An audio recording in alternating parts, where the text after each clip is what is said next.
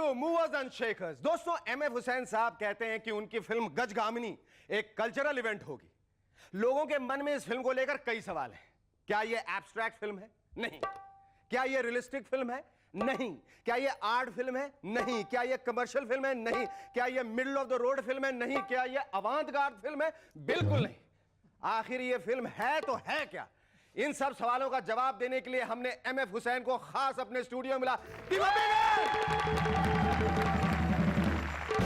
हुसैन जी, आप गजगामिनी के माध्यम से क्या कहना चाहते हैं? माधुरी माधुरी माधुरी माधुरी। मतलब माधुरी के 4 रोल हैं बस। अच्छा, लेकिन फिल्म की थीम क्या है? सिंपल, माधुरी। हुसैन साहब, और कुछ कहना चाहेंगे फिल्म के बारे में? माधुरी कल भी थी पास्ट में एज माय मदर, माँ अधूरी।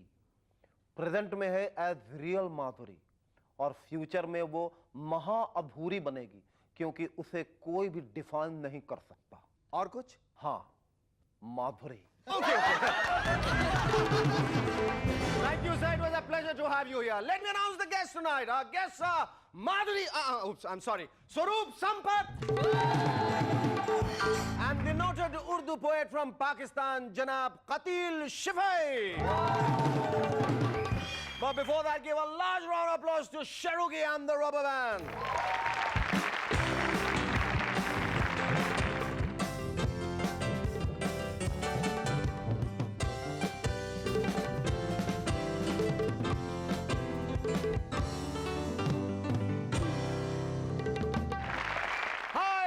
And you watching M&M. शरुकी, मुझे लगता है कि अर्थक्वेक आ गया है। अब घबराओ नहीं शेखर, हम सब तुम्हारे साथ हैं। अरे घबराने की बात है भाई शरुकी, ये मामूली अर्थक्वेक नहीं है, ये जया भूकंप है।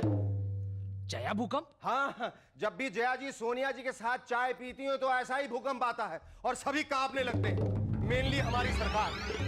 यार, कौन सी चाय में इतनी शक्ति है जो हमारी सरकार को हिला देती है यार? थोड़ी सी चाय असर दिखाए, यह है धमकी चाय, एक चम्मच ही काफी है। अरे, अब क्या हुआ? शरुकी, मेरे ख्याल से अब जया जी गाना गा रही हैं। जया जी गाना भी गाती हैं? Hang on, मुझे कुछ साउंड वेव सुनाई दे रही है यार, वो गा रही हैं। क्या गा रही है? शायद ये सरकार गिराने का ख्याल मन में आया है, इसीलिए सोनिया जी ने मुझे चाय पे बुलाया है। अब क्या होगा? अब क्या होगा? होली को कौन टाल सकता है? सबको देश की चिंता है, इसलिए हर कोई पीएम बनने के लिए उतावला है। हमारे एक्स पीएम देवेगौड़ा जी भी पीएम बनने के लिए स्ट्रगल कर रहे हैं। लास्ट टाइम जो वो 335 दिनों तक पीएम थे तो पूरी तरह से पोस्ट का फायदा नहीं उठा सके, क्योंकि 335 दिनों में तो 200 दिन सोने में निकल गए थे। अगर इस बार पीएम बनेंगे तो ड्यूटी पर वॉचमैन को जरूर रखेंगे। जब भी नींद आएगी तो वॉचमैन चिल्लाएगा, जागते रहो, जागते रहो। मुलायम सिंह जी भी पीएम बनने की तमन्ना रखते हैं, इसीलिए अब अखाड़े में प्रैक्टिस करने लगे हैं। अरे भाई, सीधी सी बात है, जब कांग्रेस उनकी टांग खींचेगी तो उन्हें पैर झटक कर कुर्सी पर जमकर बैठे रहने की प्रैक्टिस तो होनी चाहिए ना। आपको यह बात तो माननी पड़ेगी कि आखिर तक बीजेपी वाले जया जी को ठीक तरह से समझ नहीं पाए। अब उनके पास एमएनएस की तरह जयास डिक्शनरी थोड़ी थी। वाकई जया जी के शब्दों को पहचानना बहुत जरूरी है। जैसे जॉर्ज फर्नांडिस जी को उन्होंने मुस्कुरा कर कहा, यू आर सच अ मेदू वड़ा, तो उनकी मुस्कुराहट पे मत जाइए ना, मेदू वड़ा का मतलब खोजिए। हैं? मेदू वड़ा का मतलब केदू वड़ा, लेदू वड़ा, पेदू vada, medu vada. It means a man with a hole in his character. अब तो मेरे ख्याल से बहुत देर हो चुकी है। आजकल हम सोनियाज डिक्शनरी पे काम करें। पहली कॉपी तो ऑलरेडी उनके अपने कांग्रेस पार्टी वर्कर्स ने बुक की है, क्योंकि उन्हें अपने लीडर को समझना जो है। अगर कल को उन्होंने पवार जी को कहा, you are such a pasta, तो कोई कंफ्यूजन नहीं होना चाहिए। पवार जी पास्ता का जवाब पिज्जा से दे सकेंगे इस डिक्शनरी की मदद से। आप लोग पूछेंगे कि बिल क्लिंटन यूगोस्लाविया पर, इराक पर बॉम्ब क्यों फेंक रहे हैं? क्योंकि क्लिंटन जी शांति चाहते हैं, और पूरी दुनिया में शांति पाने के लिए वो मिसाइल्स क्या, एटम बॉम्ब भी डाल सकते हैं। दुनिया में शांति होनी चाहिए, व्हाइट हाउस में भले ही ना हो। शेखर, व्हाइट हाउस में हमारी शांति जाएगी ना तो बेचारी बचेगी नहीं वहां पे, यार मोनिका नहीं बची तो हमारी शांति क्या बचेगी यार? यार शेरोकी, तुमसे तो बात करना ही बेकार है। तुम भी अजहर की तरह कंफ्यूज हो। तुम्हारा मेरा कोई कोऑर्डिनेशन नहीं। वैसे अंदर की बात तो यह है कि अजहर अटल जी की बहुत इज्जत करते हैं और भारत पाकिस्तान की शांति के संबंध बने रहे, इसीलिए जानबूझकर मैच हारते हैं। वरना हमें कोई हरा सकता है? राहुल द्रविड़ को ही देखिए, किस तरह से जम के शॉट मारते हैं। ये बात अलग है कि बॉल सीधे फील्डर के पास जाती है, लेकिन वर्ल्ड कप तक वो गैप्स ढूंढ ही लेंगे और सिंगल्स बनाना भी सीख जाएंगे। मां कमाई हुआ।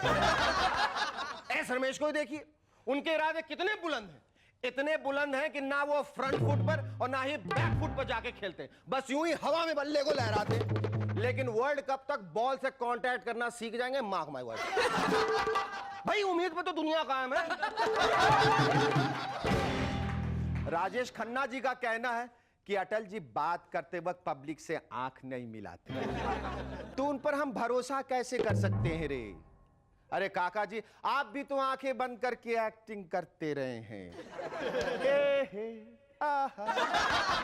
आई हेट टीयर्स। ए पुष्पा देख, मैं तेरे लिए समोसे लाया हूं। हर वक्त आंख बंद, फिर भी पब्लिक आपको एक्सेप्ट करती है ना। वैसे ही अटल जी को भी एक्सेप्ट करेगी। आपकी भी जय जय और अटल जी की भी जय जय।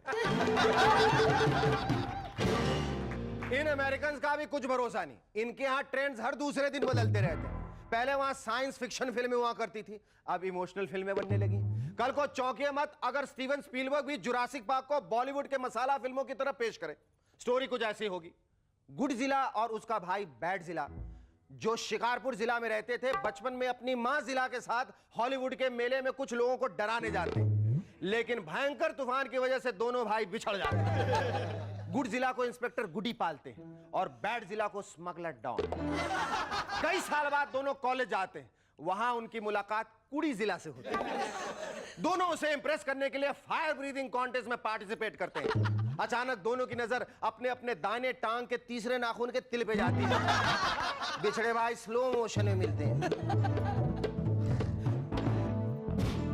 क्या कुड़ी जिला गुड जिला को स्वीकार करेगी?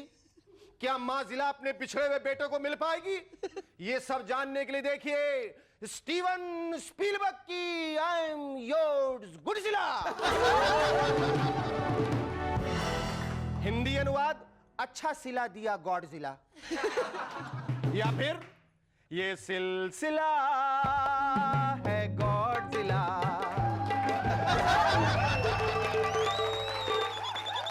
Our first guest on M&S tonight is a gifted actress and a former Miss India. Ladies and gentlemen, please welcome Swaroop Sampan.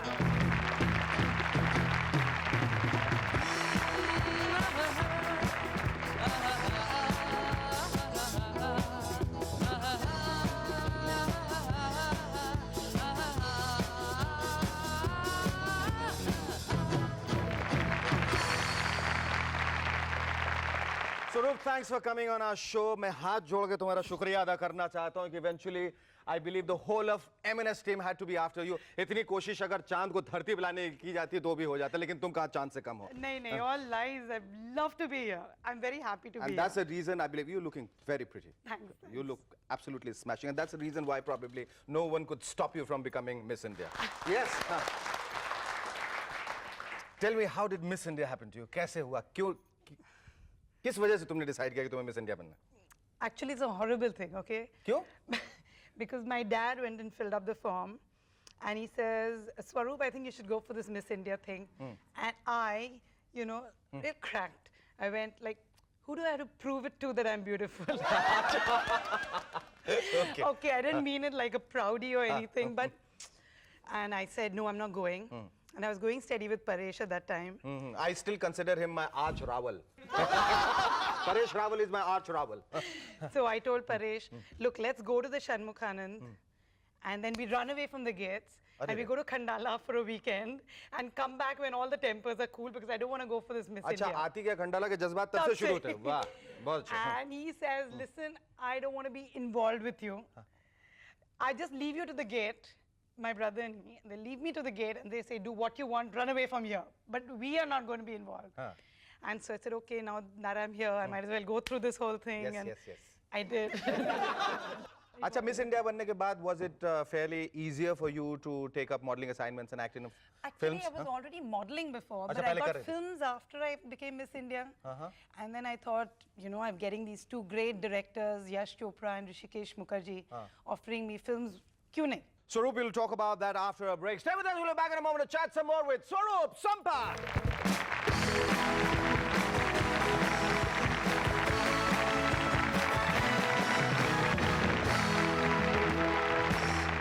Oh, well, welcome back to MNS once again. Swaroop, we were talking about your film career. How did it all start? कैसे मतलब तुम्हारी पहली film कौन सी थी and how excited were you getting your first assignment? My first two films went on together. One was a film with Yash Chopra called Na Khuda, ना खुदा and one with Rishikesh Mukherjee called Naram Garam.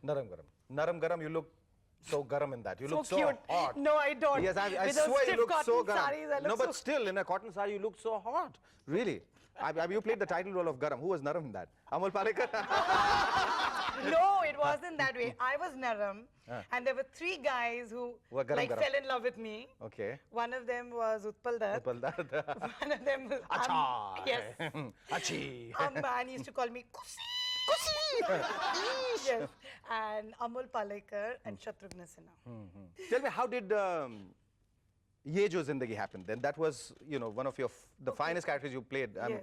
and the most rememberable character. Very loving, very. Manjul Sinha was in the institute when I became Miss India, and he says, Bombay jaake is ladki ke saath kaam karunga. Acha. And then they offered me this, and there was three guys and me. Yes. And I couldn't say no. Once again. Love being with guys. Yes.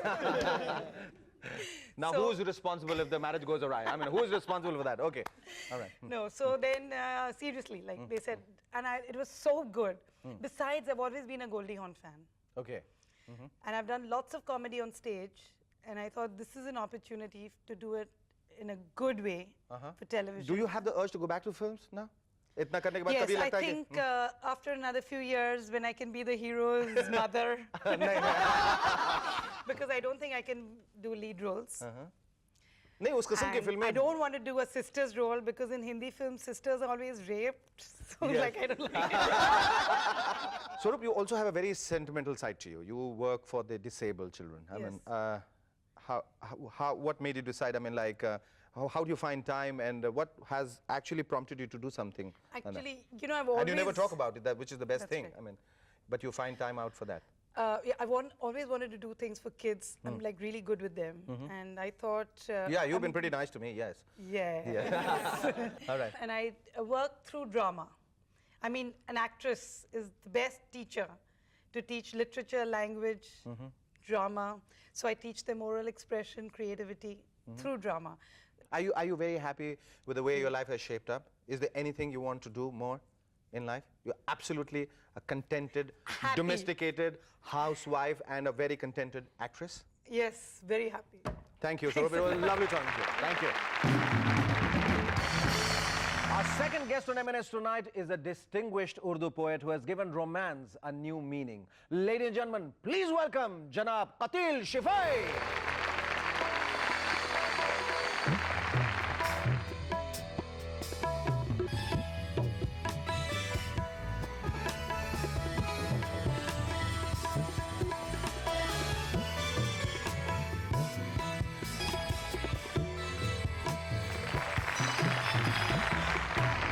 Kapil साहब, ये हमारे लिए बड़े फख्र की बात है, गौरव की बात है कि आज हमारे प्रोग्राम में आप तशरीफ लाएं। मेरी भी खुशी इसमें इसी में है आया मैं। जी जी, आप एक बहुत बड़े, बहुत काबिल शायर हैं।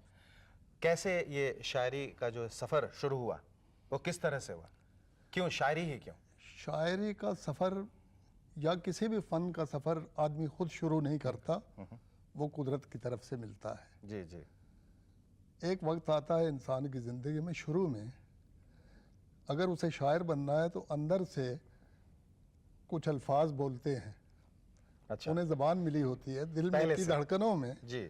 वो कहते हैं कि हम बाहर आना चाहते हैं शेर की सूरत में, और तुम्हें चुना है हमें बाहर ले आओ, बहुत ये आपकी जिम्मेदारी है, आप बाहर आप ले बाहर आए। ले आए हैं सर। फिर उस समय आपने बिल्कुल ये तय कर लिया था कि मुझे शायरी ही बनना है, शायरी ही करनी जी और हाँ, कुछ- उसके अलावा नहीं, मुझे मौसीकी का भी शौक था, जी लेकिन मैंने देखा कि उसमें इतना वक्त मैं नहीं दे सकूंगा जी जी और दरमियान में रह जाऊंगा, जी तो उसे मैंने रास्ते में छोड़ दिया और इधर आ गया। मैंने कुछ शेर ऐसे कहे जी कि जो मेरी पहचान बने। मसलन उस ज़माने का सुनना चाहूँ एक शेर जी जिस पे पहले पहले तो मजाक भी बहुत हुआ, वो आप समझ जाएंगे जी क्यों हुआ, क्यों हुआ? हाँ, कि गुनगुनाती हुई आती हैं फलक से बूंदें, बहुत खूब।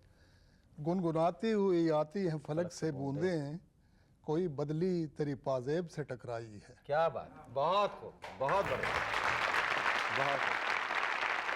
कबीर साहब, ये लिखने की जो प्रेरणा है जी वो अक्सर कहाँ से मिलती है?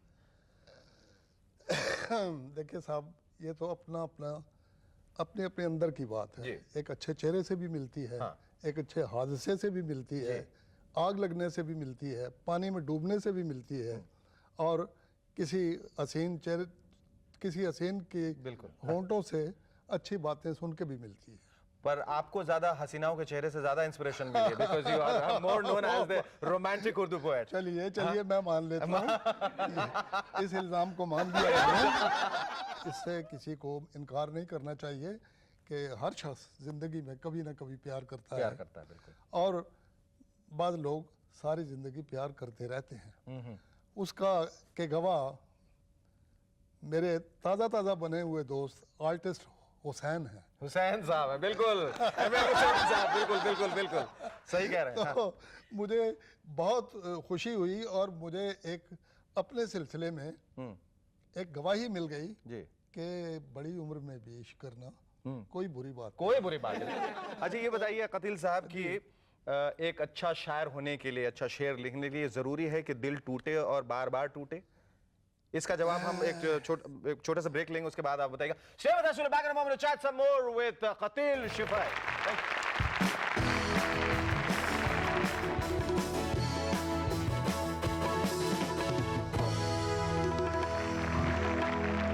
Hello, welcome back to MNS once again. Qateel साहब, हम लोग बातें कर रहे थे, क्या एक अच्छा शायर होने के लिए जरूरी है कि दिल टूटे? जी नहीं, बिल्कुल ज़रूरी नहीं।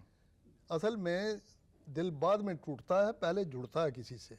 बिल्कुल सही अब जब जुदा होता है ना, जब जी किसी से, तो फिर वो उससे शायरी की कुछ लहरें उठती हैं, लेकिन उसके लिए शर्त पहले है कि दिल किसी से जुड़े, बिल्कुल बिल्कुल, उसके बाद टूटने का मरहला आता है। मजा अलग है। अच्छा कतील साहब, हमें कतील नामा के बारे में जरा बताएं, ये जो ऑडियो कतील बुक नामा है। साहब वो यूं है कि पिछले साल आया था, तो अमित खन्ना साहब जी, हैं जी। प्लस चैनल के, और महेश भट्ट साहब जी मेरे बड़े कदरदान है ये, इन्होंने कहा कि आपकी आवाज़ में हमें चाहिए कलाम, अच्छा तो वो मैंने कर दिया था। फिर वो रह गया बीच में, मैं चला गया। अब आया हूँ तो चूंकि अब पाकिस्तान और हिंदुस्तान के ताल्लुकात का एक नया दौर शुरू हुआ है, जी। मैं और मेरे जैसे और लोग हिंदुस्तान पाकिस्तान के जी सब हमेशा यही सोचते रहे हैं कि हमारा मसला जंग से नहीं हल होता, प्यार से प्यार होता से है। लोग, क्या बात है। बहुत बहुत खूब, बहुत इसी को सामने रखते हुए ये कैसेट जो है ना, जी जी इसमें कुछ नज़मों का इजाफा किया गया, जी। और हम कुछ सुनना चाहेंगे उसमें से। या मैं अर्ज करता हूँ, जी। इसमें है जी कि खुला खुला हो ये जहां, धुला धुला समाज हो, क्या बात, खुला खुला हो ये जहां, धुला धुला समाज हो, तेरी ज़मीं पे ऐ खुदा मोहब्बतों का राज हो। बहुत बहुत बहुत। हम हमारी तो यही ख्वाहिश है, हमारी यही दुआ है यहाँ बैठे कि आपके कतील नामा के रिलीज़ के बाद भगवान आपको बेशुमार दौलत और बेशुमार शौहरत से नवाजे, और जनाब, आपको अगर- कभी फिर ऐसे देखिए साहब, अगर ऐसी वो कोई दे दे, दिक्कत जिंदगी में नहीं है। अगर दे दे हाँ। तो मैं उसका 15% आपको दूंगा। शुक्रिया। अगर कम हो तो मैं ज़्यादा कर दूंगा। बहुत बहुत शुक्रिया, बहुत बहुत शुक्रिया, थैंक यू सर। आज का ये खत लिखा है तरुण रोहिरा ने उल्लासनगर से। दो सहेलियां थी, एक हिंदुस्तान में रहती थी और दूसरी अमेरिका में। एक दिन अमेरिकी सहेली का फोन आया, हाय सीमा कैसी है तू, तेरा मुन्नू तो अब तक 10 महीने का हो गया होगा, चलना सीखा कि नहीं? इस पर सीमा गुस्से में बोली, क्यों, क्या हमारे पास कार नहीं है जो वो चलना सीखेगा?